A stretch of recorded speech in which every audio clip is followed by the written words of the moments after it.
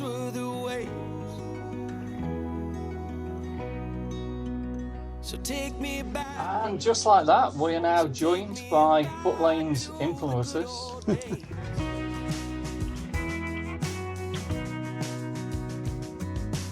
Looking back from here, I can see that we were blind to the burdens. Welcome to part 2 of Butt Lane. And Dave, this is episode 13. You brought me to the usual pub. Got to be done.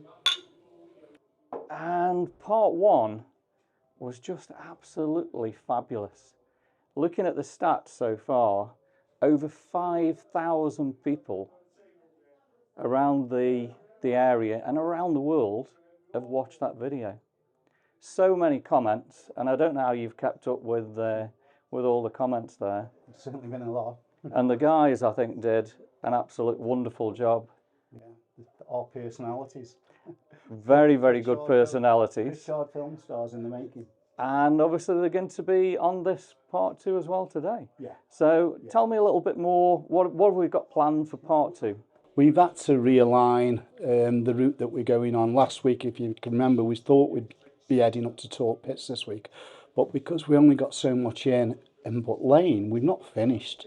So what we're going to do today, we're going to start off at the corner where Corals was, where Dal's Butchers was. Yeah. Work our way down to Old Butt Lane, to the Old Top Ball, to Slacken Lane. And then we're going to go up Old Butt Lane. And then the challenge that we've got is on West Avenue. Because we're going to try and rebuild what West Avenue looked like 50, 60 years ago. So West Avenue is where most of the businesses were along there, weren't they? And so you got your GEC, English Electric, your ICL, your Tilcon, and many, many more. So we're going to actually revisit some of those areas today. And this is going to bring back so many memories for the guys watching here who've probably worked in that area for most of their lives. Well, when you think about it, at peak there were 5,000 people working in along West Avenue. If you took into account Nylon, just around the corner on Linley Road, over 5,000 people worked here on West Ave. And I know you've got a lot of pictures and videos of the nylon factory, so I'm looking forward to that. That's we'll save them till we get up there. Well, here we go. Here's our 2 stars of the show last time, and you guys did absolutely fabulous. And again, the comments that we'll be looking at, you were both mentioned on most of the comments, and they were really, really good, weren't they? There, so really good. Yeah, so I'm looking forward to big flame. Wow. You had so many women admirers, to be honest. There we go. Okay, boys, so we know we've all had a lot of feedback from last week. I'll come on to some of that. Some is really sort of justified. A lot of it's helped us because when we set out there, you two volunteered for your own memories of the 60s, 70s, which we got across. You know, we've had people come to us and say, it wasn't like that in the 80s. We know it wasn't because things changed. But all of those comments I've actually captured, and I'll show people how we've actually captured them. In fact, on the screen here, you'll see some of these scrolling down. I've received over 300 messages about last week's video, okay? So, but how's the last couple of weeks been for you, mate? I just feel like starting. Honestly, I can't go in the co-op. I can't walk in. Could I have your autograph, please? Will you sign me this? And I'm thinking, wow, it was just a group between us that we put over, thanks to you. And I've met people from 50, 60 years ago. One is from Australia. Australia? Yeah. Who was that? His name was Paul Derejewski. Paul Derejewski. Paul Derejewski, Dave. Paul, it's taken him 3 weeks to learn that. 3 full weeks. Thank you very much. Can't got it right. Yeah. So basically, he did live down Venice, and I do remember him from the school days. And I have actually got in touch, and he's got in touch with me, and I've sent him a few photographs. Oh, because you went up and took photographs of his house on Little Venice, yeah? Yes, good friend Okay. of mine did them on Yeah. Saturday And the for me. last time you saw Paul was what, when you were 11? Because he told me he passed his 11 plus and you didn't. It was a glitch. It A was glitch. apparently when you start school, there's like a 3 month thing in between. If you don't, if you're not in that 3 month glitch, Go to 10. you sort of stay back, and then you go to the school a year late That's because your birthday doesn't coincide. that's the worst excuse I've ever heard. I mean, Oh, Anyway, Paul, you've spoken to Paul several times. yep, Paul and his brother are coming over to the UK in Yep. February next year. yep. Hopefully you'll catch up with him for a beer. Hope so. Okay, brilliant. Phil, what about yourself? I've been approached by 1 or 2 people for Derek's address and his phone number, but no. Joking aside, over 3,000 views. As you said, most probably 5,000 viewers. Um, Strangely, only 2 or 3 people have actually stopped me in the street and said that they watched it and enjoyed it. But the comments, you're right, the comments are sound. 2 people who I hadn't seen for some 50 years have both commented, and ironically, we passed their houses on the last time we were around in Butt Lane, and we'll pass another guy who's already commented next time we do part 2. But these are people I haven't seen for a long time. Who, unfortunately, once said that I haven't changed a bit, which concerns me a little because I'm sure I didn't look like this when I was 15. But there you go. But we're no historians, and No. we volunteered to Yeah. What? include our memories. Yeah, and that's what it's about. It's about the memories, and it's about the people, and you're certainly bringing that out. You know, Phil Lee's big Butt Lane, absolutely fantastic, full of stats, full of history. But again, what it slightly lacks is that personal touch. And what we're doing complements this book, which is fantastic. And the Kidsgrove history, Phil Lee's again, up to 2000, Butt Lane up to 2000. That's Phil's latest book. If anybody's thinking of a Christmas present, there's only 8 of them left in the library. So they need to get in there. They need to get them out. Yeah. It's fun. It is. There's 400 pages. It's very much dates, times, if you're into that thing. But again, it's a superb book. So yeah, so you're ready for the next one? Yeah. We've done some swatting, as I say. I needed to because of some of the comments. Clearly, I was out by a few years. No, that's going to happen. Let me read a few of the comments back then. And like I say, I've only picked probably a dozen of these. When we come back at the end of the walk, I've got some more to share with you because they relate to West Avenue, ICL and GEC, which we might pick up when we're walking through how the business has developed since 1949 right up to present day. Keith Morrie, good mate. Keith Morrie said, I remember Taylor's chip shop was on the other side of the road before where it is now. Because we said about Taylor's being across where Fisherman's Catch is, but initially it was on this side of the road, and you could actually go upstairs. And Keith remembers that. While I was talking to him the other day, he picked up his tickets for Nostalgia Night, and he had his first curry and chips there. Chris Bettany, the Brickyard, yours, had a row of cottages that shared an outside tap and an outside toilet. The Palings, Buns, which are related, and a few other families lived there. My nana is a Paling and her granddad worked at the cafe. Walter Paling, he only had one leg and was a night watchman. Rob Bateman, born in Chapel Street, 1961. Friends of Phil Sherman, not seen each other for 50 years. Great video, really enjoyed it, bringing back many memories. As to the origins of the name Butt Lane, he's sure that it had something to do with medieval archers, and he could be quite right because that's what Philip Lee's suggest it could be one of three, because they had a medieval shooting range. It usually was down a country lane, and they used to call it the Butts. But Philip still thinks it could be something to do with agriculture. An old plough was also called a butt. We know it was all farmland around here, so judges are still out on where it actually comes from. Big Flea, big film star now. Good to see you looking so well. Some good happy memories. Makes me feel old now. Trevor Prince. Bless him. The comments about Mr. Dartmouth being a scrap metal dealer, he wasn't. He was actually a milkman.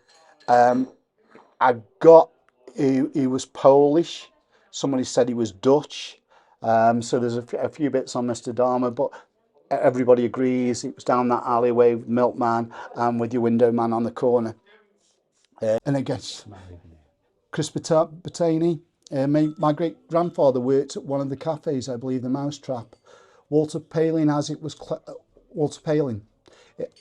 close to where he lived at the cottages on Bricky Hole, where my nan grew up and left when they were condemned. There's definitely Bricky Hole and Napper's buildings in Kidsgrove. The sense that I get from both of those, Napper's building was very, very sort of not a nice place to live, and everybody who's commented gives me the same feel that Bricky Hole was quite similar. Yeah, because he's next one. My nan said they never mentioned they lived at Bricky Hole because they were embarrassed. There was also the Buns family to the Palins that also lived at Bricky Hole. And that was Ed Wally. Phil Sherman, Dr. Pratt moved from the terraced house up the road to what became Parsons' house. Yeah, bigger property. Linda Atten. Linda just lives up the road here. She's the one that's picked up that the Potteries Domestics was once Tesco. Nobody else has mentioned that. And it was because her mother worked there. Jan Lacey, great video, well done. I only have a bit of info about the Working Men's Club in Chapel Street. But from Jan, she's saying, my mum used to sing there. She was a club singer in the late 50s, early 60s. And she was said to have to stand on a beer crate as he didn't have a stage. Coincidentally, she was actually latest stewardess at the Congleton Road when it moved to Congleton Road from outside here. My grandfather worked in the Mousetrap in the 1930s. He quit his job in the mines after seeing what an accident too many. The dentist in the Tudor house on Congleton Road, which we talked about, was Dr. Birmingham's, Andrew Wardale. I had Andrew Wardale, thanks for all your comments, mate. I can't read them all out, but there's so many, but it's all very, very useful. He also had his haircut at Badley's. He talks about the co-op. He talks about the co-op. He talks about Co-op Bakery being over the road by where Popeye's gym eventually was. Julie Rogerson, another great video. Dad Bob Watts would have loved to have been part of these videos. Again, all the information that Julie and Rob and Mum have provided is brilliant. And I've got some more photos later when we get to talk fashions that I'm going to show that have been sent over me today. Regina Coeclough. Dave, I was manageress of the Co-op Cake Shop 1963-64. The bakery was where the Co-op is now, well before Poppy's Gym. They used to carry the loaves and cakes across in big trays to the shop in the corner where the beauty salon is now. Marie Fowler from Memphis, Tennessee. From Memphis. Marie, who we said had got the hairdressers. Marie was in touch and said, Robert Booth owned the butchers when I put my little shop there. He didn't use the room. Apparently it was a slaughter room. There was a concrete hump in the floor with holes in where they tied the animals' heads down. I lived over the betting shop in Chapel Street. The entrance was up the bumpy.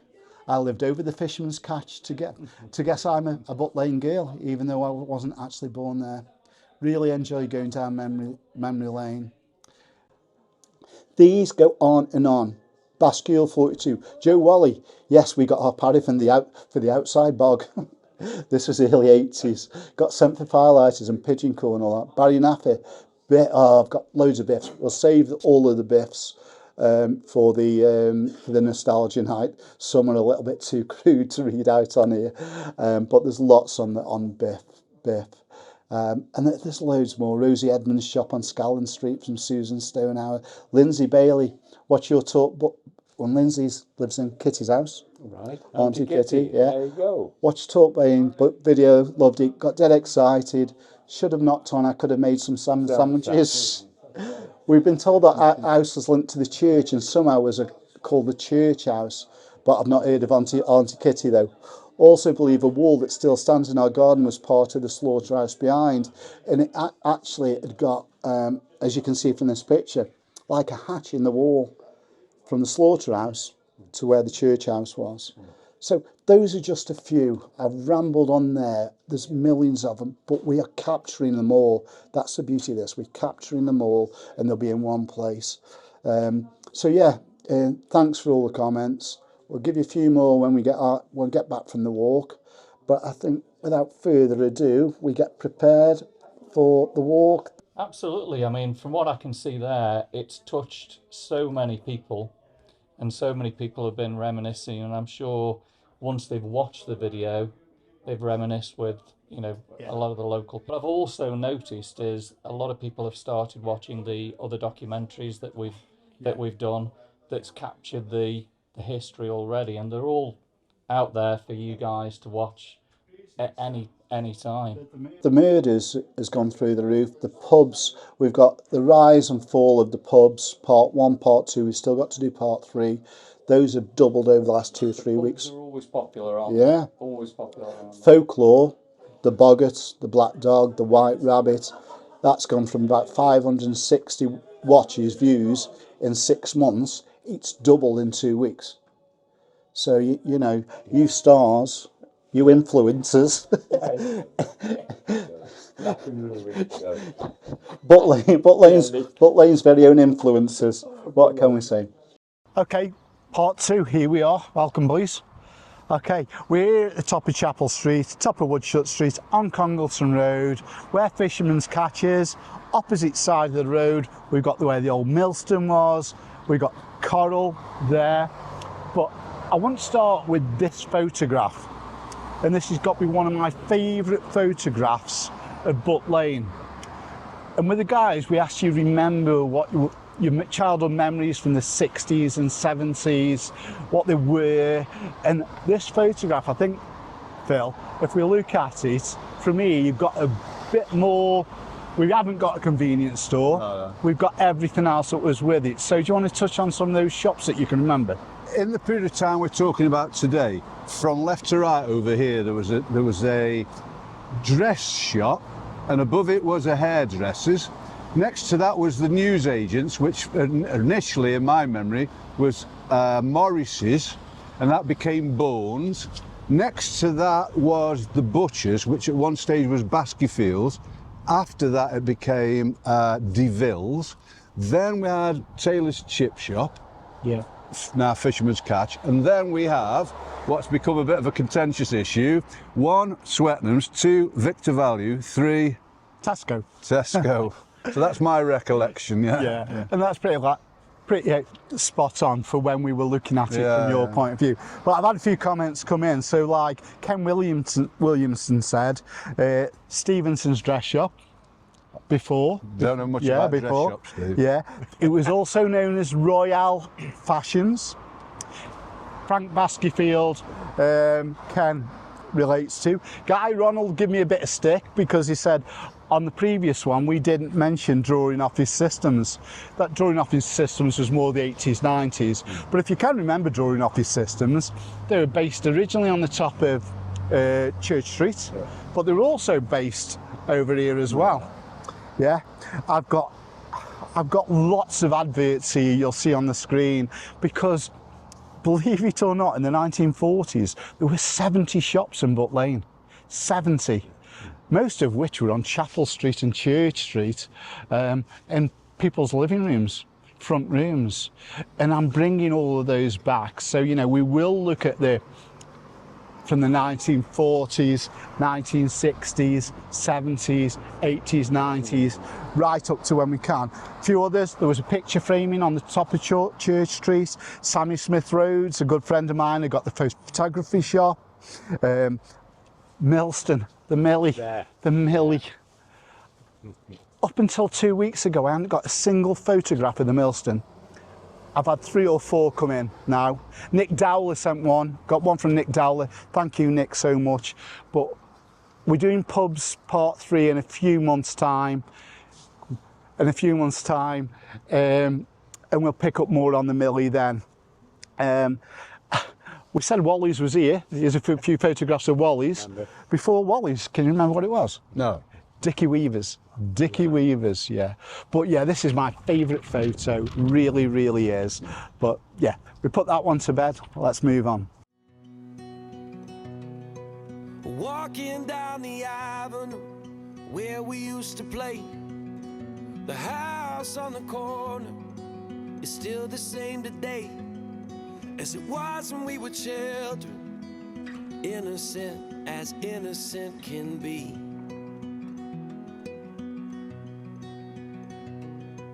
I borrowed all your records. Okay, boys, what we'll do now, we'll have a walk down to Millbank. Yeah, there's a couple of places I want to stop on Congleton Road before we get to Millbank and just have a chat about.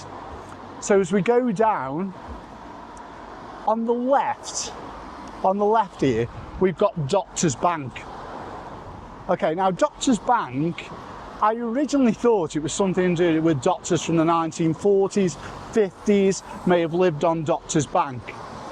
But as it happens, when I've looked at the census and I've gone back to the 1880s, Doctor's Bank is mentioned.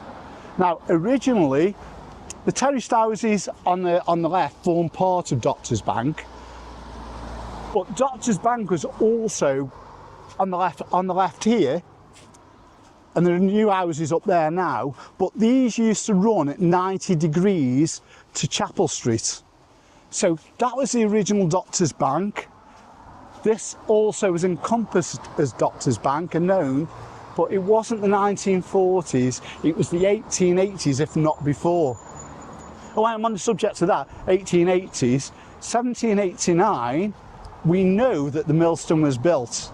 So I think it was before that, maybe about 20 years. So I'm still looking into the millstone. If anybody can help us out, it'd be brilliant. But I've tracked it right back to 1779. But this opposite was Doctor's Bank, moving into these terraces.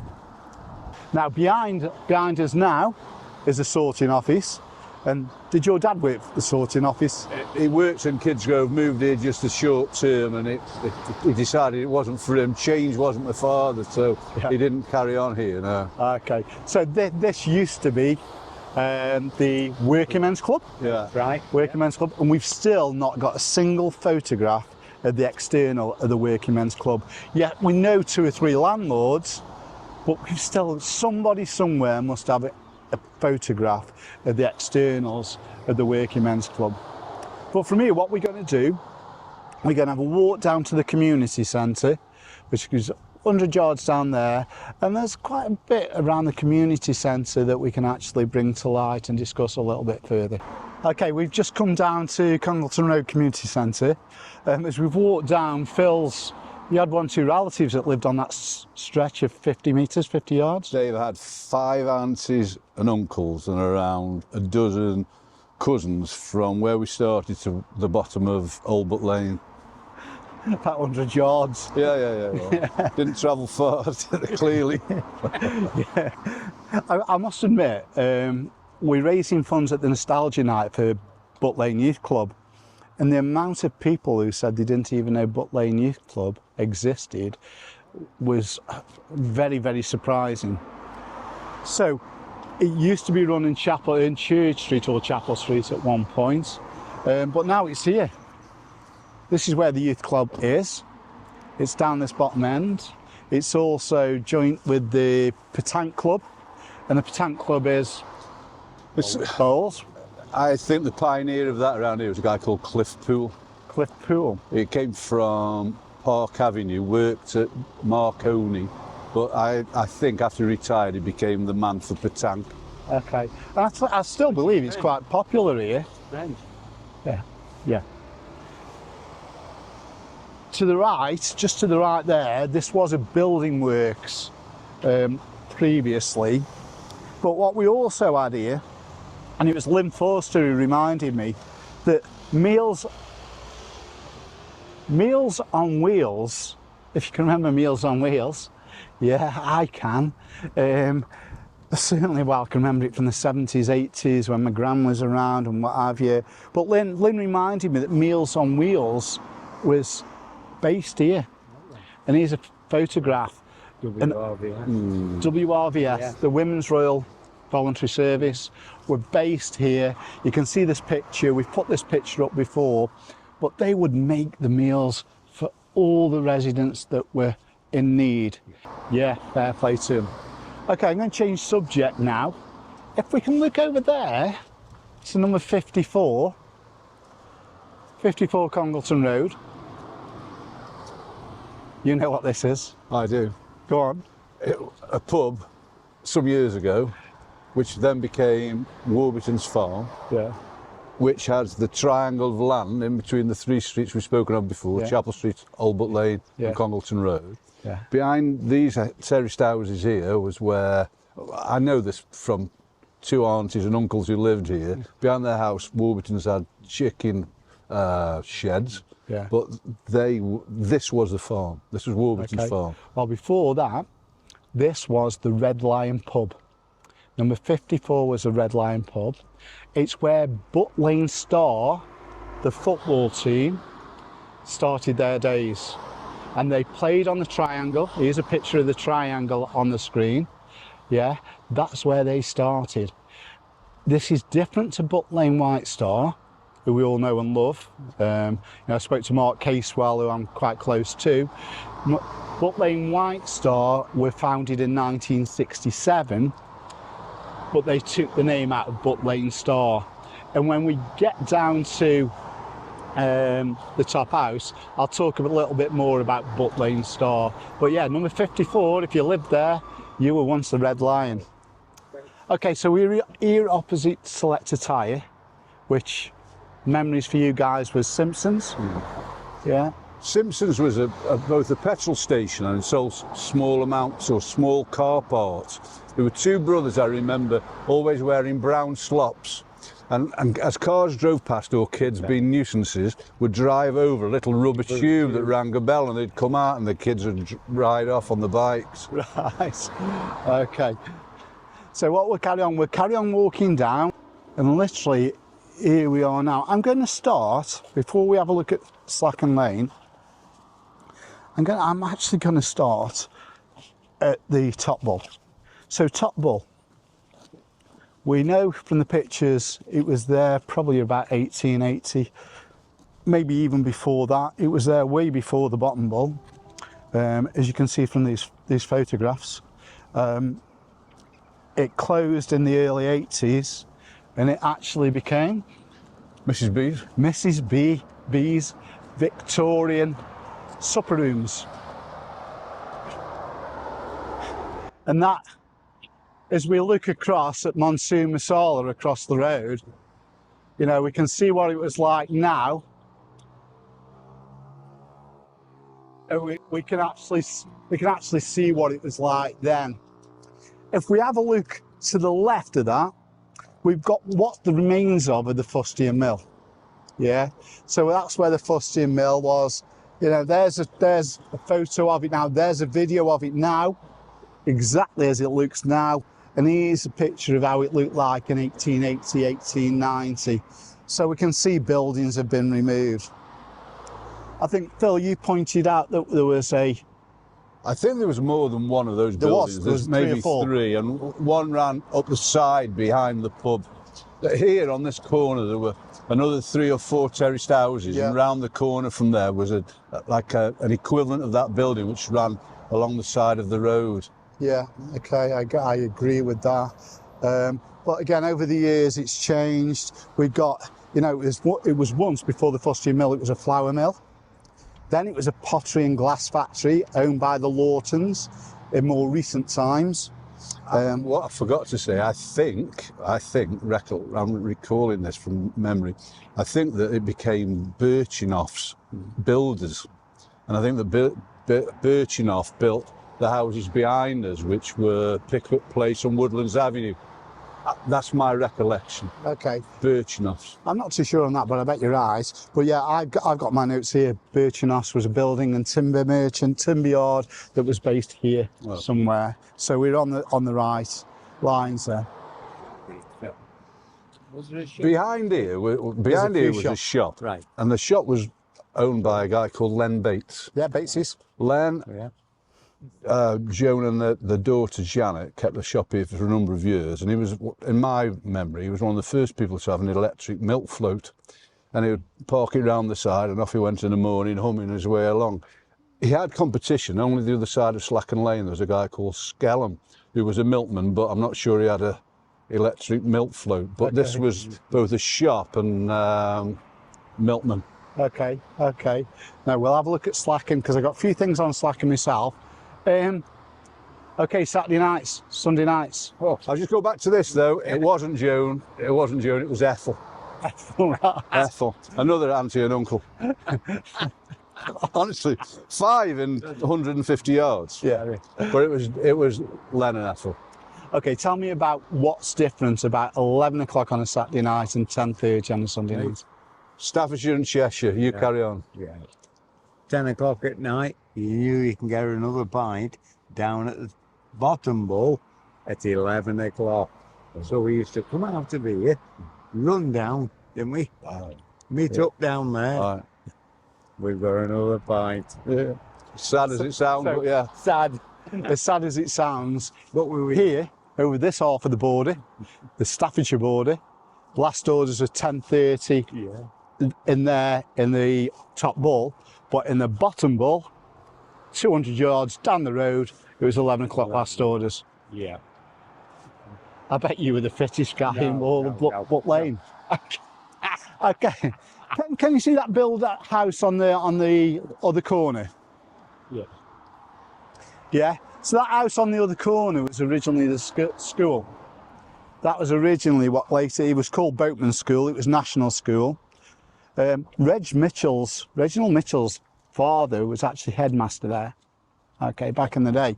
But what actually happened, because we know how Bottom Bull and the lights are prone to flooding, this school kept flooding.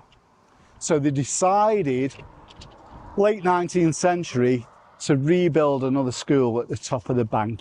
And that's what they actually did. But here's a picture of that school from over 100 years ago and how it actually looked. Okay, let's have a look at Slacken Lane then. So memories of Slacken Lane, we're going up to the left here, to right. What memories have you got of this then? Down here, I can remember the chicken factory. Well, there was. You're right. You can remember the one? You're right. Chicken factory. There was a guy who's commented on our last video, or your last video, was a guy called Wally who lived at this house. Yeah. And he contributed positively to what the things you were saying. So, but there was Wally's, there was Skellums, there was Scraggs, Aubrey, Martin and Rob Scragg. Then there was a house along there, a bigger house, I think, and it was owned by a family called Rowleys who had something to do with coal. There might have been a coal merchant or something like that. And every November they would have a little local bonfire and hundreds of kids would turn up and chuck in roast potatoes in tin foil under it.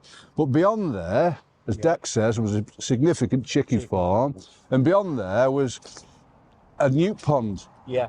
Not sure what we got out of a newt pond other than newts, but we spent time around there, which is on the back of Millstone Avenue as such. Yeah. Yeah, it's interesting about the newt ponds because in Philip Lewis's book, he talks about the newt ponds, he talks about on Old Butt Lane, but all of a sudden they were being built over, what have you. They wouldn't get away with that now. No. But Philip's got fond memories of his time with the newts.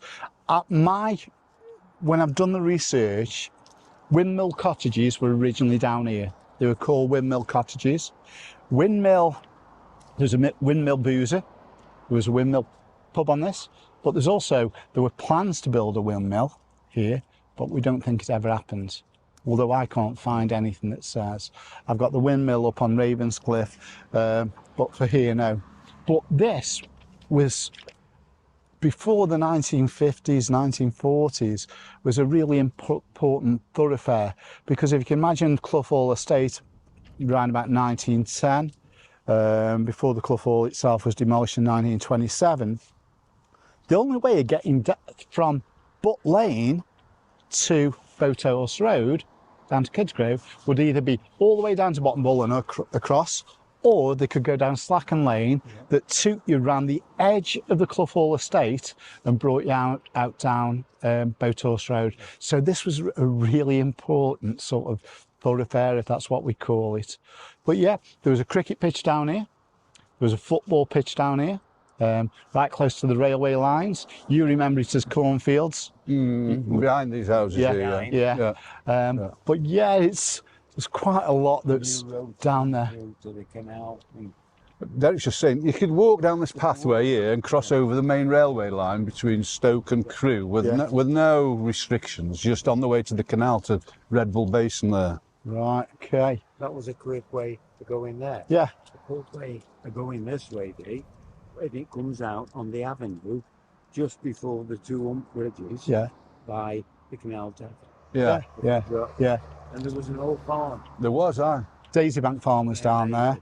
Yeah, and the pit was down here. I don't know about Slapping. the pit. Don't know about that. Okay, there's a pit down there as well. I just go back to the Top Bull, and I think it's worth mentioning a guy named Frank Bentley. The Bentleys were the landlords of the Top Bull for many years. In fact, from the early 1900s right through to when Frank Bentley passed away, I think it was around about 1958. So you can imagine just over 50 years they were the licensees there. But Frank Bentley, I believe it may be senior, actually played for Butt Lane White Star, well, Butt Lane Star. That's where he started his career. He went on to play for Stoke City. He went on to play for Tottenham Hotspur. He did 39 appearances for Tottenham Hotspur, finished his career with Brentford. But Frank Bentley and the Bentleys are known to be the licensees for this for many, many a year. Okay, let's head up Old Butt Lane then. Right. From about the age of 5 to 15, I lived here. How many relatives have you got up here? None. Just my mum, dad, and my brother. We lived here from 65 to 75. Opposite here, there was a little bungalow, and someone's contributed recently to the last video, a guy called Phil Burt. Yeah, Phil. And he said that his grandfather lived here, and there was a bungalow there, and he said there was one of the Shelters. air raid shelters. What was the name? Anderson shelter behind what was there then, which was a bungalow rather than the house which is there today. Have you got that going? Yeah, okay. Yeah, because the air raid shelters are seldom mentioned. Yet we know there was 172 air raid shelters in Kidsgrove, Butt Lane and Talke. I've identified probably about 30 in Kidsgrove that we know to. So yeah, I'm glad you've actually raised that. But Phil Burt, he's dropped 1 or 2 messages, he's posted on Kidsgrove Past in the pictures. He's been really, really helpful, to be honest. And that's what we want. We want that to help us to build this sort of portfolio. So cheers for that, Phil. Walking down the avenue where we used to play, the house on the corner is still the same today as it was when we were children, innocent as innocent can be.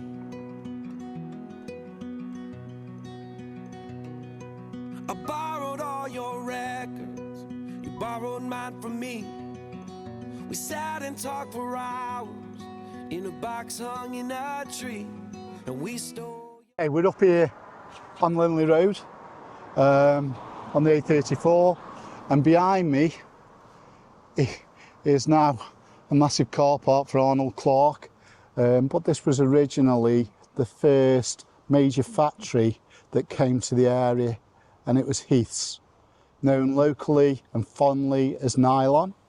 Yeah, this place opened in 1949, sadly closed around 1988, but it was in the 30s where it all started. The demise of the mining industry meant that the council needed to do something for the area.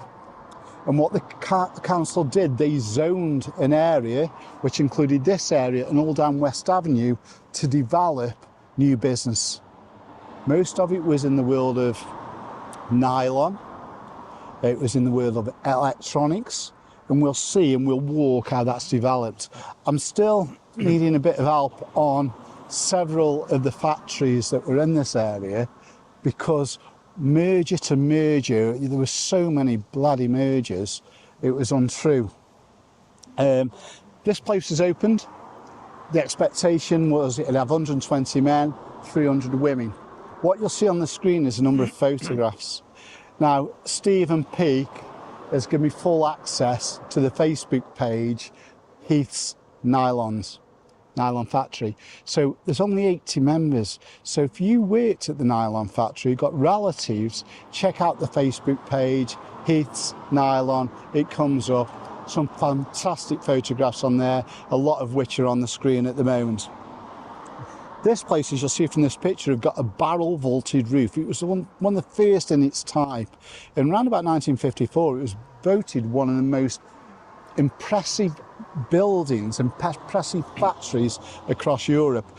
And as you can see from the photograph, it was barrel vaulted, which meant there were nothing inside. You weren't looking at stanchions, you weren't looking at any structures. It was all open plan. What it also meant was ventilation was far better. It also meant that light coming into the building was also far better than what they'd actually seen before. And it's amazing how many people actually came work here. I've got one of the memoirs. It was a lady who came work here in 1955. She left Clough Hall, or left secondary school. Wasn't called Clough Hall then. And out of the 120 leavers, female leavers, almost 40 came to work here at Nylon. So you can see how important this was to the people. 40,000 spindles were in this factory. And here's a picture of some of them spindles. 40,000, absolutely nuts. You mentioned earlier, you talked about the dye factory. Yeah, well, basically from where we're coming down from the Cordwell Tavern now, there used to be a petrol station. Yeah. And as I knew it, Dave, here we turned in, and on the right-hand side there, looking there, was a big structure, and it was the dye house, and it was so on the right-hand side, as we come in, was the dye house. I've got a picture of the dye house. Right. It's on the screen now. Right. Okay. Okay. Yeah, so absolutely brilliant. There's a few things on here. I don't know if you can remember. Can you remember anything significant about 7:55 in the morning? No. Alarm. The siren used to go off. It did. Everybody needed to be in work for 8 o'clock. Yes. A siren would go off across Talke and Butt Lane that are in so many people's memories. It'd say you've got 5 minutes. Get in there, which is what I love. There's some great stories on here, and here's a few more photographs of people. There's photos on here of, I've got this photos of Alan Harper, Sue Boots cotton sock. I love Sue Boots. Mickey Dean, Mick, never knew you played football, but there's some good photos of you. Alan Stringer, Les Peake, and there's many, many more. Some on the screen, but if you go onto their Facebook pages, you'll see a few others. We talked earlier about the elastic bands. Yeah. So there used to be a massive sort of thrown out elastic bands, rubber bands, that as kids, when I read the memoirs, the kids used to go down. Handfuls and make catapults. Say that again. Catapults. Yeah, and that's what they used to do, rubber balls, catapults. And the one I love most is because it was nylon, it was tight, that's what it was all about. Do you know, Dave, I still do it now. If the postman go around and they drop elastic band, you still pick it up? Yeah, I do, honestly. The best one I heard of in this was, because the nylon was so thin and virtually transparent, it was the best knock and run tool you could ever have. So you tie it onto the knockers, nobody could see that line. You go down Chapel Street, Cheer Street, you disappear 20 yards, bang, bang, bang. They come out and think, what's going on? Two together. Yeah. You used to put them on. You just reminded me Go on. that a mate of mine, his brother, used to work here. I've just recalled now, you're on about the spindles. And his job was to run around the factory replacing the bobbins. Yeah. And when he was out on a Saturday night looking for a young lady, he would boast that he was a bobbin boy. That was his job, a bobbin boy. Okay, we're on West Avenue now. Okay, so we're on the main stretch that leads us all the way down to Old Butt Lane. We just looked at Heath's and Nylon, and now behind me is where the second factory was on this entire estate that was on the council's plans when they zoned this area for new developments. It was a Thompson's aluminium factory, yeah? It was set in 5 acres here. They started work on it in 1949. And they arrived here just after Heath's, but they had a couple of really bad winters that set them back on the building of the factory. They were a Birmingham company. They specialised in catering, in pots and pans, but more wholesale. They also provided aeroplane parts and also cycle parts, and their brand was called, on the cycles, was called Chieftains. Now, there is a video which is on YouTube, and it is by Mrs. Thompson, the mother of the guys who opened the factory, and she shows pictures, well, videos of the 1949 and how difficult it was for them to build the factories.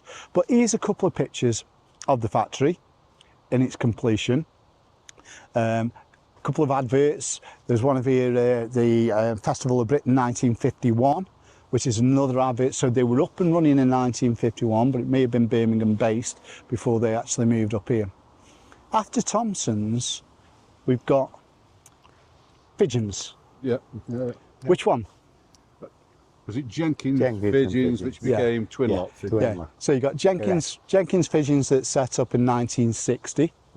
Okay, it became Twin Lock Pigeons in 1973.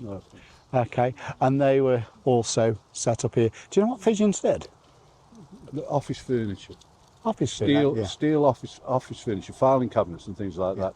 And a mutual friend of ours, a guy called Rob Oakes, and Pete Oliver, both filled me in with the same stories. That in the 60s and 70s they made office furniture, and they also made something called, what locally they called Ernie trays, which were some parts for a computer for what was the Ernie? Premium bonds. Bonds. Electronic number generator. Electronic random. Random number. Yeah.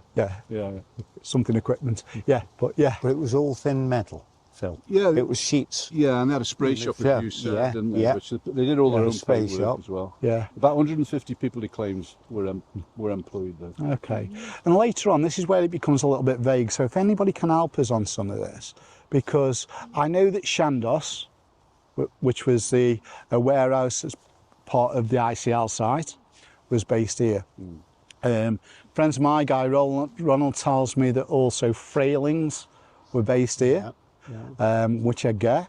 He also tells me that Chic Apparel was based here. And a beautician sunbed was also on this corner later on, way after Pigeons went.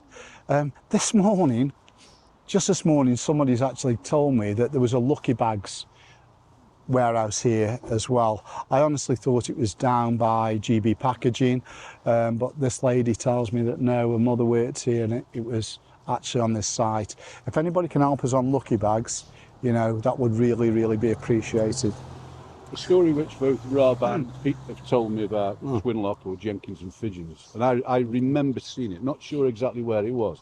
They had a football pitch which he played on at lunchtime, and it had such a dip in the middle that the goalkeeper was closer to the other goalkeeper than he was to the centre half. It was that deep.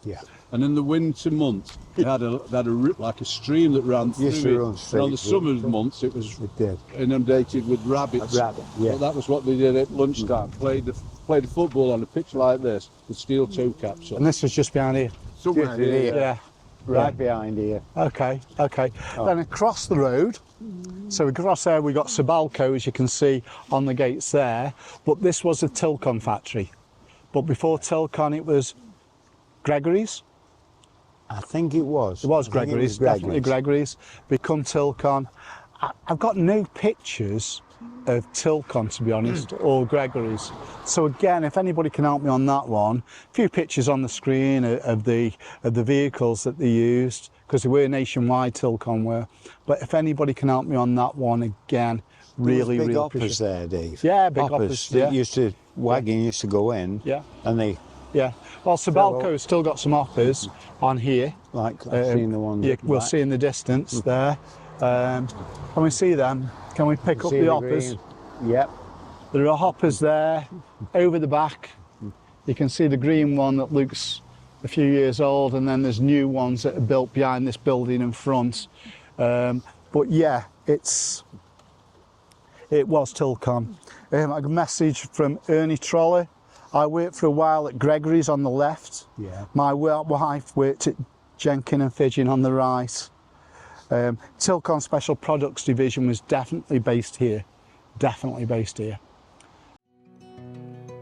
Walking down the avenue where we used to play, the house on the corner. Okay, we stood here, we're coming down West Avenue now. We've come past Tilcon, like we've said. And now we stood outside Electrowind, what was back in the day Hewitson's, believe it or not, which was originally based at Talke Pits, bit windy, that later became Talke Fashions. Okay, opened in 1956, closed in 1976, and at the original intention it was women's wear, it was blouses, and that's what was behind us. If anybody's got any different to that, please shout, because I've been back and forth exactly where Talke Fashions was, and I've got it on good authority, big flea. This is where Talke Fashions was. I've got some cracking pictures of Talke Fashions. There's a few on the screen now. Very much party girls, without a doubt. There was over 100 women that worked here. I've got a few from Jeanette Ball-Bithell, who one of her memoirs is, Mr. Sloan was the manager when I was there. I was in Mr. Heath's team. Mavis sat with Joan Fryer and Phillips was in the office. Ken was in the cutting room, and my mum, Ethel, was a steamer. What laughs we had. Jeanette followed that up by saying, I had to go to Elsie Dean's Chippy on a Friday for the works dinner order. My bloody arms nearly broke. Catherine Davis, Patricia Booth, I love those Christmas parties. Can you remember the Friday fabric sale? Alan Hopkins, bear with me. Alan Hopkins, my mother worked there for a few years in the late 50s. They machined women's clothes and allowed women to work school hours and to take school holidays. It was a modern factory just below SG Gregory's, later Tilcon, and above Midlands County Ice Cream near the top of West Avenue. There's the geography. There and there. Yeah, I know. So just, I hope so. Yeah. I hope so. And again, later it became GB Packaging, run by the Walker family, Roy, Gary and Barbara. It was also Rowley's Pies before there. Yep. So it's been a fair few things, this one has. So yeah, Talke Fashion, some great pictures, brilliant memories again. Okay, we're halfway down West Avenue now. We're in front of Skin Base, which was originally ICL Club. And before ICL Club, it was the Midlands Ice Cream Factory. But it wasn't the first ICL Club, because the first ICL Club, as you can see on this picture, was right down the bottom end next to the bowling green. Okay, it moved up here much later in the maybe 70s, maybe a little bit later. But with the club, we used to get access down the club, into the club, down that side. Both ICL and GEC, English Electric, have got a tradition for sports. and they really, really have. I played pool for ICL. I played football for GEC. We'll come on to that shortly. But when you look at some of the things, athletics teams, football teams, these guys introduced the Killer Mile running club with John Britton in 1980. Malcops Killer Mile originated with John Britton from this club here. Camera clubs, gardening clubs, cycling clubs, pool teams. By 1966, there were 20 different sports clubs based across the factory. This was before ICL moved over here. These are all related to GEC. And when the ICL moved across here in 1968, ICL Computers, they just grew and grew and grew. But for this, I'm generically putting them together. GEC football. I played for GEC football originally at Oakhanger. We had a purpose-built football pitch put over the back there, right behind the Caldwell, over towards St Saviour's Church. That was a football team, and I played with some great players, and I'll mention a few. Andy Stevenson was one of my favourite players. Rest in peace. Rest in peace, Andy. We miss you, mate. Yeah. Alan Cornby probably got one of the best left foots I've ever played with, along with Wilmer Richardson, Rob Pass, Ian Nobby Clark. They're all on these photographs. Brian Clark, his brother, the Buckley brothers, run by Phil Stonier again on the far right-hand side, and Brian Abel on the far left-hand side. Nice one, Dave. Great bunch of guys, fantastic days. We really did. We had two sides. It was good. Much later, they had built a cricket pitch as well. And a pavilion. Might have even been squash courts, but the cricket was run by a guy called Kevin Watts. Kev Watts, Phil Watts, his dad. In fact, I've got a couple of pictures of some of the cricketers with their partners here. I can see some of the footballers on there. With the cricket, I played cricket with Andy Owl and Simon Owl. They both ended up playing football for GEC. I played with Andy and Simon for many, many years. They're on these photographs. But you mentioned Kev Watts. He's one from round about 1964, and it was the Maybank Cup that English Electric won. On this picture, I can pick out Georgie Fryer. I can pick out Kev Watts, Don Spender, to name just a few, are on this photograph on the screen. The cricket, going back to the cricket, they played for the President's Trophy, which was an independence competition where all the actual departments would play against each other. Everybody would have to bowl, everybody would have to bat, and I've even got a photograph of the trophy here, of the President's Cup.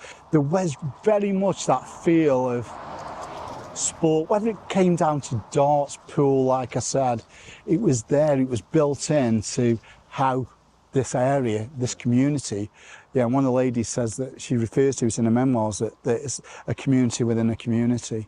So there's so much there. The Computer Bureau was just based just down here, and that was, if you remember the Computer Bureau, you won't, the Barrick team, so they linked up with Barclays, and companies couldn't afford computers in the 60s, 70s. So they used to provide a service for them, and they're linked together. And I've got a picture here of the Barrick team, which you can see in front of me. And Mr. Metcalf, who's on here, just look at that hairstyle. Just look at that hairstyle, absolutely fantastic. So ICL Club, very, very, very, very, so many memories. We're back down, we're starting to look at English Electric now. And English Electric appeared shortly after Thompson's, after Heath's. They started work on this in 1952. English Electric opened in 1954, although some of the documents down at the library suggest it opened in the autumn of 1953. But I think that I know what that might have to do with. It started with 200 people here. And English Electric was formed, and this is what does my head in with all of this avenue. There were so many mergers, acquisitions, name changes. I've never seen anything like it in my life. After the First World War in 1918, 5 companies merged together to form a company called English Electric. They bought land off Siemens in Stafford and set it up then. And then all of a sudden in the 50s, they realised they needed to expand. And this site was actually chosen for that. So the MD was George Horatio Nelson, after what Nelson Industrial Estate is named after.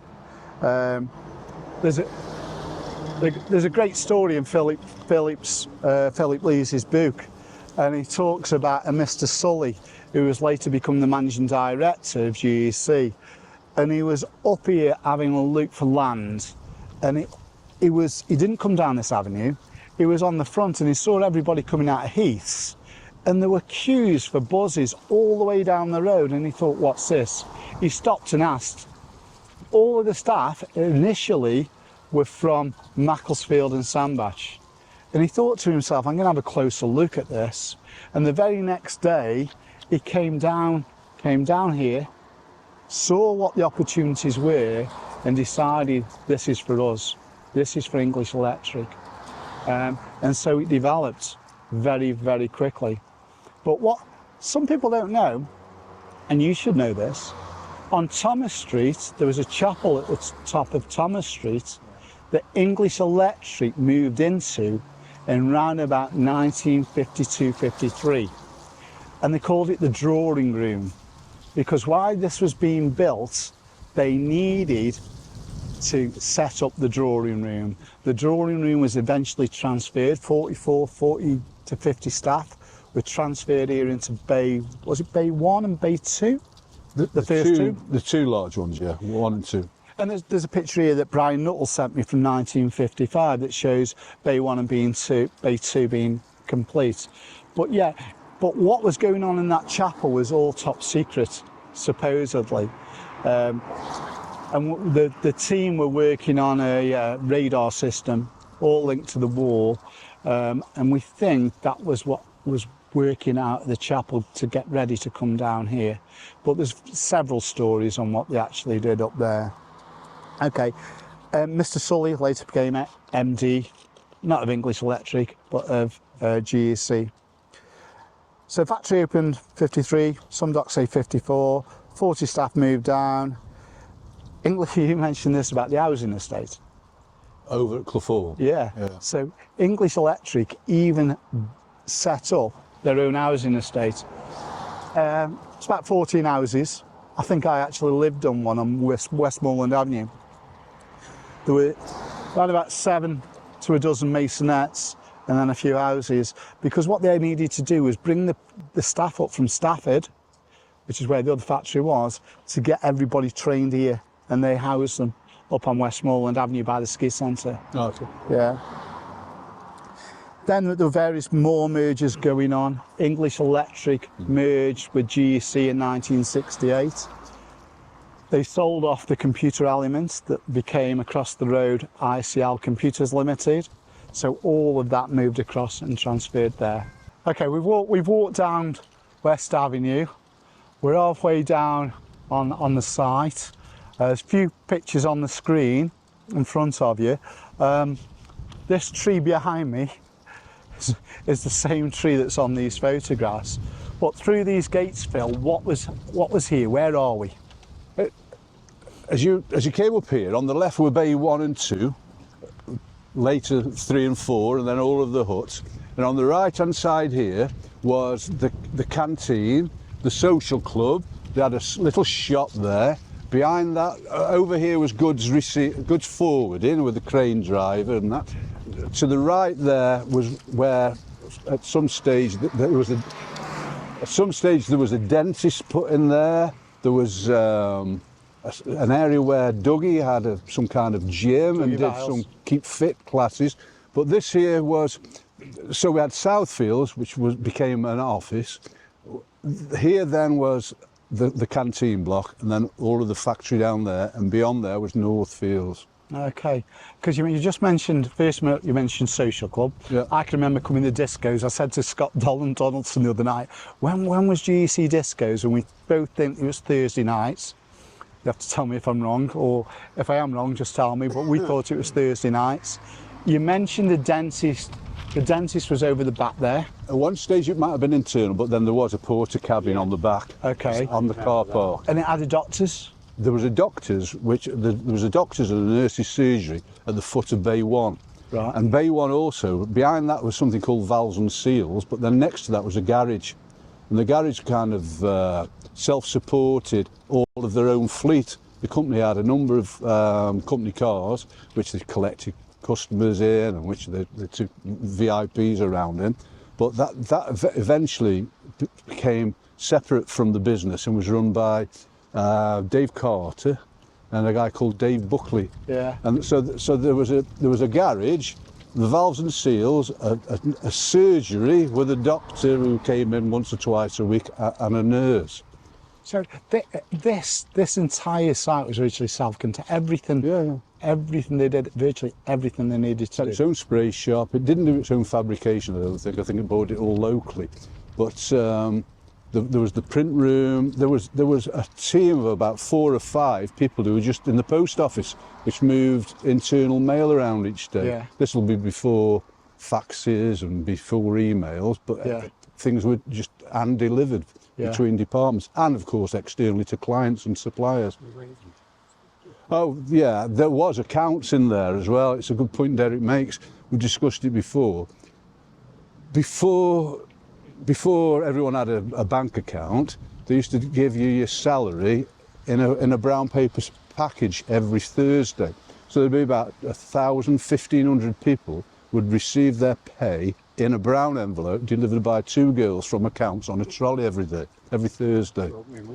And then at some stage, that was stopped, and they said everyone needed to get a bank account, and it was paid into the bank down the road, the Lloyds Bank. Lloyds Bank. I just can't imagine it, because at peak, working here was between 4, across the 2, we'll talk about the 2, 4,000 to 5,000 people, and the wage packets and where's the security? Yeah. They might have closed the gates. They might have closed the gates when they did it. They left up. Yeah. Right. You mentioned the social side, and what I've got on the screen now is, again, in some of the memoirs, some of the documents I've read, they talk about the Christmas parties that used to take place. I've got a few pictures here of children's parties. You might recognise some of the people on here. I've got pictures of a black tie event that they held in the canteen. Again, he's an actual picture of that. I've got Linda Hallen Smith talking about Northfields. I worked there from 85 to 92, Northfields on Trimline, the print room, and then the huts behind where SCP used to be. Standard controlled products. They did things like coil winding and push buttons and little control units, but that was a standard controlled product. Okay. They did low voltage equipment, which is motor control sensors. They did DC drives. They did something called Gem 80. They did printed circuit boards. Again, they made their own printed circuit boards to supply all the portions of the business. Mother was on before she went. Yeah. Okay. We had our own gardening supply store just below the cricket pitch, a football field, an on-site surgery, on-site dentist. This is a lady who said it was a community within a community. Really great times. I don't remember the name, but I was here from 76 until 99, until they closed the low voltage portion of it, and I moved on to Manchester, worked up in Manchester for GC, but no, for Alstom then. Yeah. Okay. Now this is really good. Across the road then, I draw your attention to a newspaper article that Sylvia Webb from 2012 was in the Sentinel. And it's a fantastic article. It's really funny.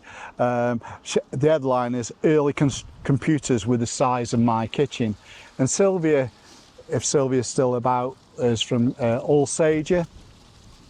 And Sylvia, within the newspaper article, brings back fantastic memories. Her mother, she said, my mother kept saying to me, "Bring a computer home," and this is back in the 60s when it was as big as a kitchen.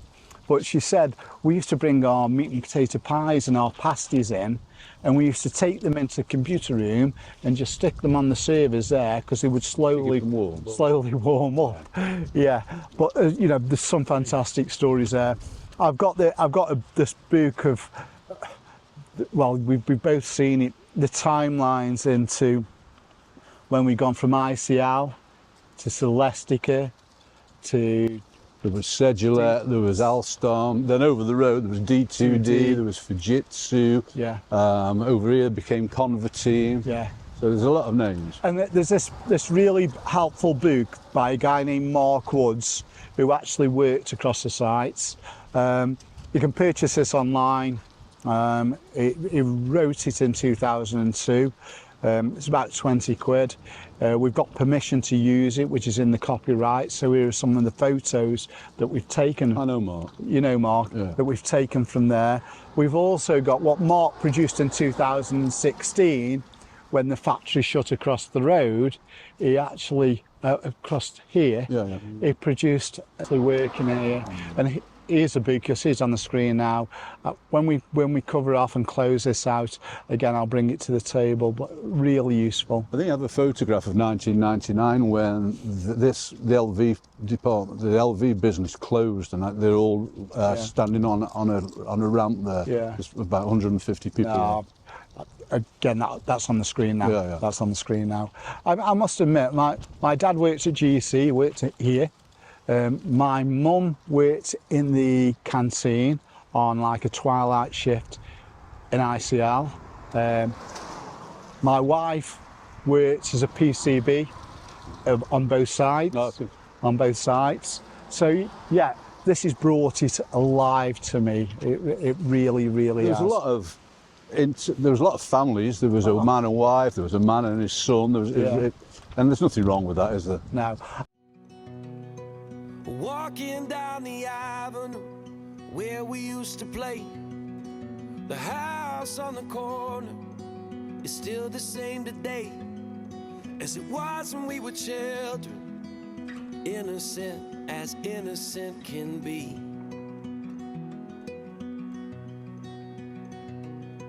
I borrowed Old Butt Lane.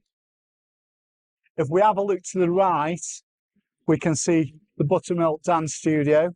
Holland Construction, that absolutely, we were struggling on that one. But Ted Butler came up with, it was Hot Point Sale and Services. Obviously it's a new building there. And from what I can gather, ICL actually tried to buy that land. And Hot Point weren't having any of it. But Ted believes that was there for almost over 20 years. We've got the new estate just to the left of that, to the right of that, again, which is called the Bunker Hill Estate now. And behind all of this, which we can see from the drone footage, all of that was farms. There were so many farms.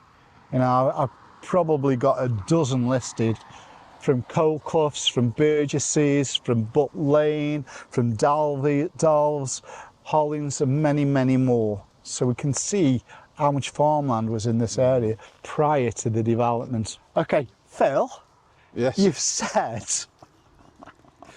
that this road was not the original road, and I get that. I absolutely get that. The road was closed. The road was in front of the bank. It came from Old Butt Lane all the way along there. This has all been built, I guess, for the access from the new houses. Yeah. Across from the bank almost was the second drive into the factory. On the right hand side, we've just said, was bays 1, 2, 3 and 4, and then the huts. In front of that was the personnel department. The visitors, for instance, would come through the gate and turn left, and that was where Northfields was, where all the engineering, the contracts management and the senior upper management resided. To the left of that was a significant car park, which was a red ash car park, which was floodlit for obvious reasons. And if we go back to part 1 with Phil Stonier and Brian Abel, their football team would train on the red ash underneath the floodlights in the evening. Yeah. So it was quite an arrangement, really. Yeah. The red ash was also somewhere where anyone arguing on the factory used to say red ash 4:30, which meant they were going to go out and have a bit of a scrap. And did the red ash back onto Church Street? Yeah, It was close there. I yeah, can yeah. remember that. Yeah. Ran all the way up the back of Yeah. Church Street, all the way up to Yeah. the top. Yeah. It's interesting because my wife Mal, she said to me the biggest nightmare, she loved the time working on both sides, but there was 2,750 car parking spaces across West Avenue. And the biggest nightmare was the winter when it snowed, that you couldn't get the cars off there. There was absolutely no chance. And again, this picture, which we put up earlier, shows you how big the car parks were. Unbelievable. When you talk about the bank and the number of people, at 12:30 every lunchtime, can you imagine the queues outside of the bank? Oh yeah, yeah. Everyone just going to do all the transactions in 30 minutes in a day, and there was so many, hundreds of, tens of, hundreds, 2,000-3,000 people working. Yeah, yeah. Okay. Anything else on this side? Anything more? No, I think not. Quick way of getting up from St Saviour's School. Oh, there was a pulled it right away up the side of the car park Yeah. as well, yeah. Sneaking Yeah. behind here, behind the back here, where you've just said on Yeah. Yeah, yeah. Up from the school, school. There you go. all the way back to Parsons' house where the lady said Parsons' last time house. out, yeah, There you yeah. Yeah. Mrs. Best. Can't remember. It was, She wanted to come out and see us. Yeah. Okay, guys. Look, let's head back, and then what we'll do later is we'll do a recap on where we are. If there's anything we missed, we can pick that up back there. This has been absolutely fantastic for me personally, for the simple reason I didn't know Butt Lane and Talke at all, and I've learned so much about the place, and I now get why Butt Laners and Talkeites, whatever they're called, are so talkers are so passionate about the area. It's unbelievable. Let's head back to the boozer for a beer, of course. So take me back to the good old days.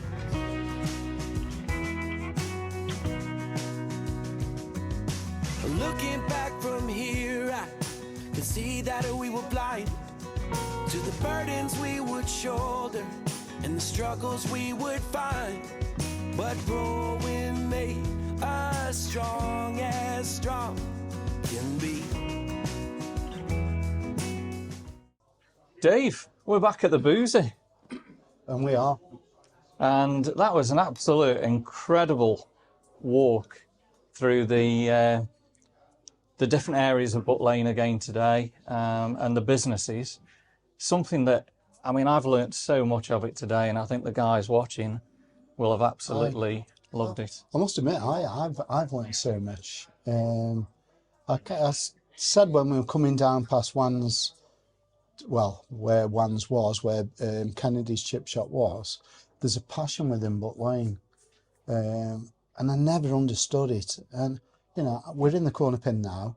I come down here most Sundays, 11 o'clock club, with the Guy Ronalds, with the Les Scotts, and they're all Butt Laners, and I never saw what the attraction was, but now I do. Now, I think we've both seen the passion of Butt Lane. yeah. We're now joined by Butt Lane's influencers, and that's got to be Phil, Derek, or is he known as Big Flea? Big Flea. Let us know in the comments. Cheers, guys. It's been an absolute wonderful walk there. Cheers, boys. Cheers. Cheers. I'll start by saying one thing's for sure. I don't think Luke Hamnett has got anything to worry about at all. But you two boys absolutely nailed it. You really, really, really did. Okay, where do we kick off? I've received probably in the region of 360 messages following the last video, which is unheard of. Every single one of those messages, and I mean every single one, has been complimenting what you guys did, but also adding to the history of Butt Lane. There's been no negativity at all. none at all. And what we've got now, we're starting to capture everybody's memories. There's a document there, okay, that's in the library, okay, that's Memoirs of Kidsgrove and Audience Wood, and there's Jack Coclough, there's one of the Harrys on there, blah blah blah, there's about 4 or 5. That's all that's left of memoirs pre-1950s of the area. What we're doing here is capturing everybody's comments in one place, that when in 100 years time they can look back and see that Big Flea, Phil, us, Yeah. these were our memories, and these 300 comments that I've had are also memories of the people of Butt Lane. They're all part of the video. Exactly. Yeah. And you'll see it scrolling on the screen. Here are probably about 200 of those memories. And I've tried to pull some out, which you'll have seen at the beginning. They're just phenomenal. They really, really are. And like I said, it's really, really good for this area. It's fantastic. So I've got lots of thanks to make. But before I do some thanks, Decker, what have you thought of the experience? It's absolutely great. You lads, it's all about, like Dave said, memories. And I've got plenty of memories. I hope Phil's enjoyed it. It's been absolutely fantastic. I'll tell you what. I'd do it again, Dave. Would you? Yeah. Properly. Sorry? Properly. Properly. Properly. I'll tell you what, the feedback I've had about you in the last week or so has been, we could do a documentary on you of walking in the mill semi-naked with just a kipper tie on and whatever, but we'll talk about that at a later stage. Yeah. Phil, what about yourself? Like Derek, I've enjoyed it. It's been good. I didn't think that. I'm pretty sure, Dave, I didn't expect to be sending you WhatsApp messages at 4 a.m. admitting that we'd made an error on the previous day's filming. I wasn't sure I was going to be so committed, and I wasn't sure it was going to be so intense. Compared to what you three have done, Derek and I have just been for a walk around Butt Lane and Talke. We've just been there for the fun of it, but we've just kind of put some kind of light-hearted tone to it. But the work which you three have done is just, it's invisible to the viewer. Marvellous. No. And it's quite interesting because you've touched on previously, Phil, you get a little bit paranoid. I've said it's 1981 or 82, and you get a little bit sort of intense to say, have I got that date right? It doesn't really matter, and it doesn't. It's the memories we need to gather. In fact, I've mentioned Philip Lees's book, which is Butt Lane. Fantastic book. Online, you can get it, absolutely not a problem. But Phil Lees's book, the opening statement in Phil Lees's book here, which 5 of the residents of Butt Lane put together, was, no one's memory is 100% correct. And even the Sentinel makes the odd error to confuse us. We are reliving our own personal memories of the area. We may be wrong, but this is how I felt about that time. So, it's there, it is there. But I touched on that book, Phil Lees, mentioned it before, 2000, you can get it online. Okay, few things I've got here just to show us. I mentioned this book, Kidsgrove up to year 2000. I said on the last one that there's probably about 8 of these left. Fantastic Christmas present. Philip Lees and the team have produced this, 400 odd pages. It's a reference document. It is fantastic. I've got 3 copies. Every holiday I go on, I take a copy and absolutely ruin it for reading it on the beach. But if you're interested in a special Christmas present, that is in the library. We'd like to thank Mark Woods. He's actually produced a document called The History of Kidsgrove Works, Nelson Industrial Estate. You can get that online.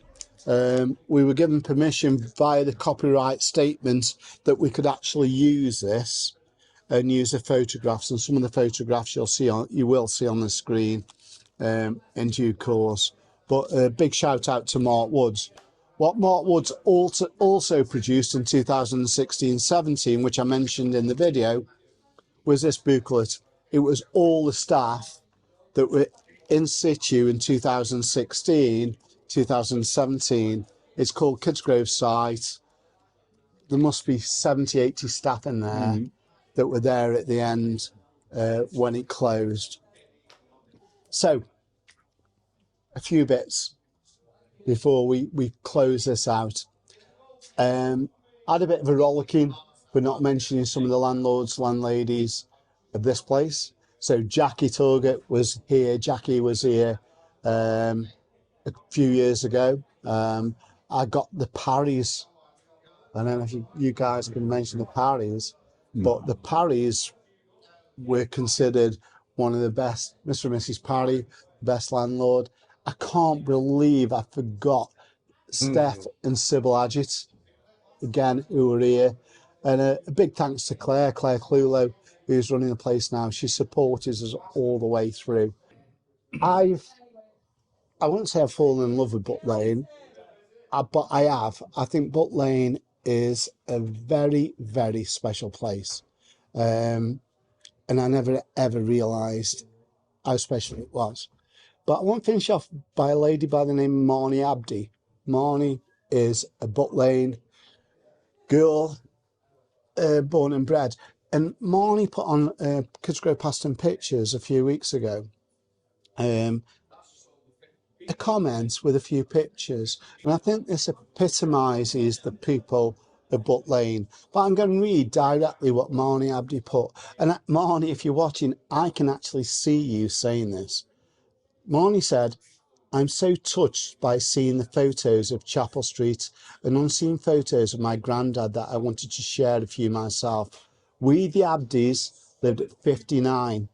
Len and Flossie Longshore at 61, my grandparents. 63 was Harold and Cynthia Bunn. 65, Scary Arnold, the corner pin. Back up the other way lived 57, Freddie Elkin. 55, Harrison Arthur.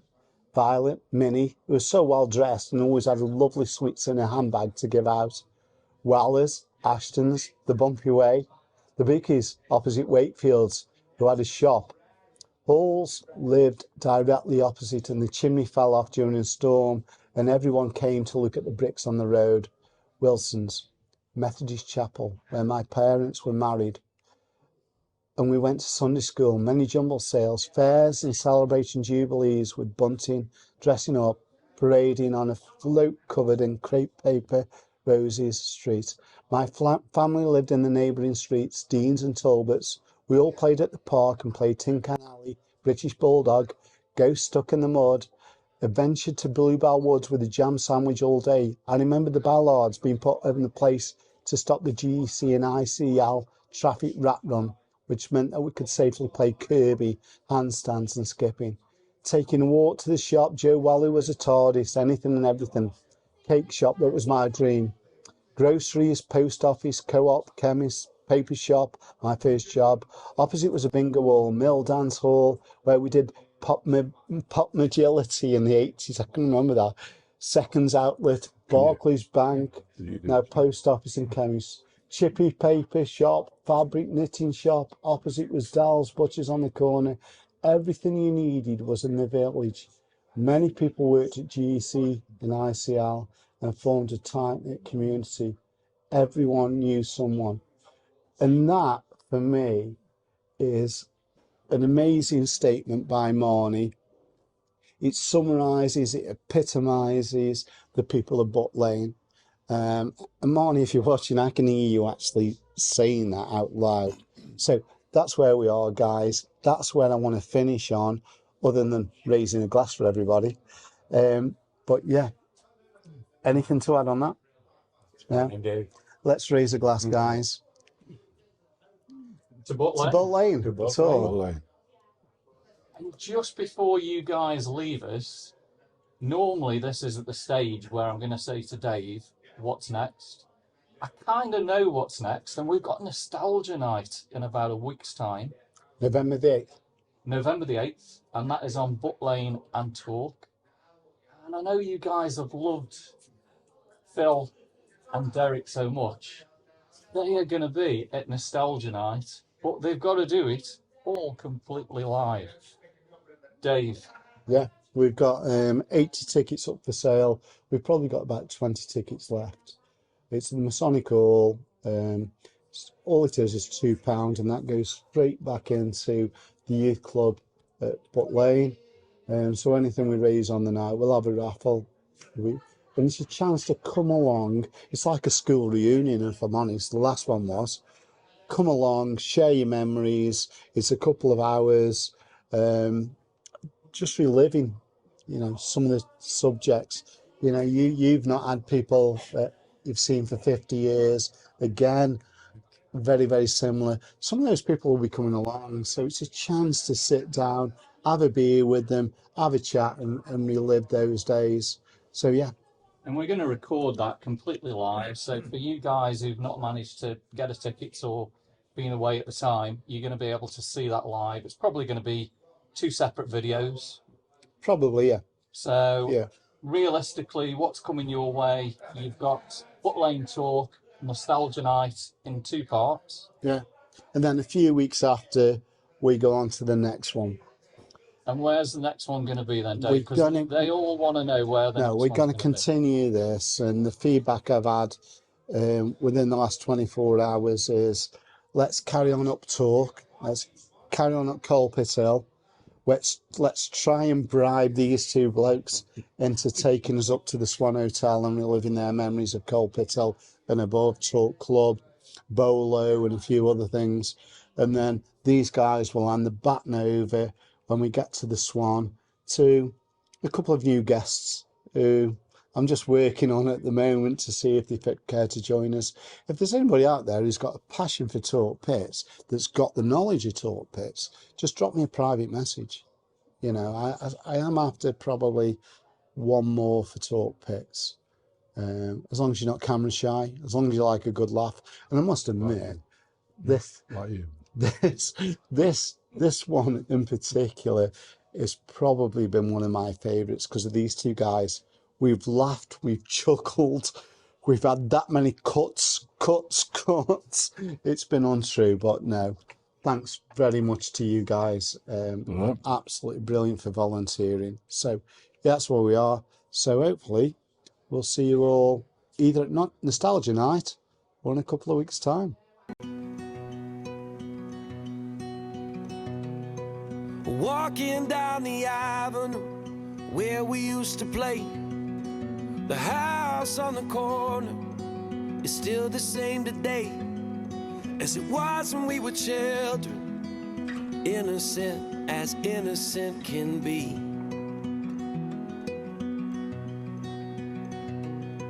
I borrowed all your records, you borrowed mine from me.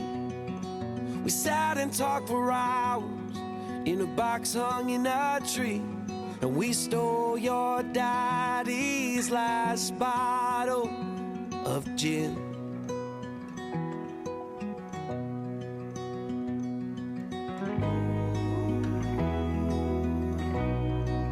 Those were the times, those were the ways.